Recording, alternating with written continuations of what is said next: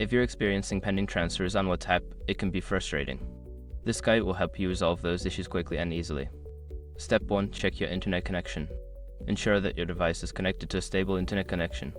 A weak or unstable connection can cause transfers to remain pending. Step 2. Restart WhatsApp. Close the app completely and then reopen it. This can refresh the app and may resolve any temporary glitches causing the pending transfers. Step 3. Update WhatsApp. Make sure you are using the latest version of WhatsApp. Go to your device's App Store, check for updates, and install any available updates to ensure optimal performance. Step 4. Clear app cache. On your device, go to Settings, find WhatsApp, and clear the app cache. This can help eliminate any stored data that might be interfering with the transfer process.